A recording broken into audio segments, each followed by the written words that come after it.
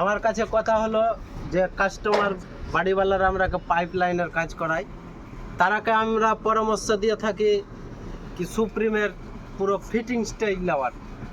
দেখতে পাচ্ছেন ইনিকে লাওয়ালছি সুপ্রিমের, আর এখানে সব সুপ্রিমের আছে, তারপরে আরও অন্য কোম্পানির আছে।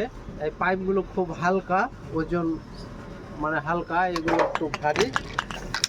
এর যদি সুপ্রিম কোম্পানির যদি লেয়ারটা পাতলাও যদি হয় তাহলে প্লাস্টিক আছে বেশি, হাকশো দিয়ে কাটতে যদি যায় তো পুরোটাই কাটতে হয়। আর অন্য অন্য কোম্পানির যে পাইপগুলো আছে এটা অর্ধেকটা কেটে এইভাবে ভাঙলি ভেঙে যায়, এর চুন বেশি আছে।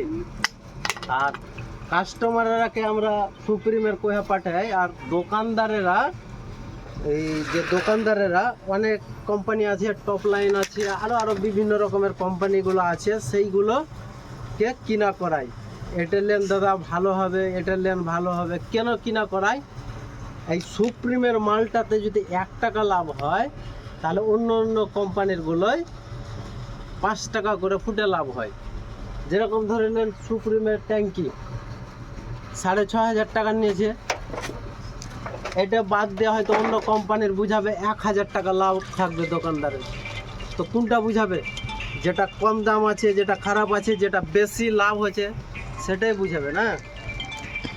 যেরকম ধরেন এই যে দেখেন কমা মাল, আর ওইটিটা দেখি রে, এই যে দেখেন খুবই সস্তা কমা মাল, সুপ্রিমের সমান দাম ধরছে। হ্যাঁ, কিছু দোকানদারেরও ভালো টিকছে, কিছু মিস্ত্রিগুলোরও টিকছে, ঠিক।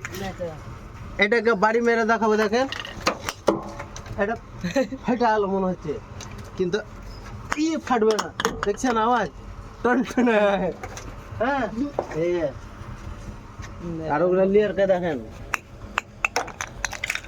খুবই পাতলা পটপটা মাল, পাইপ পুশ করতে না করতে ফেটে যাবে।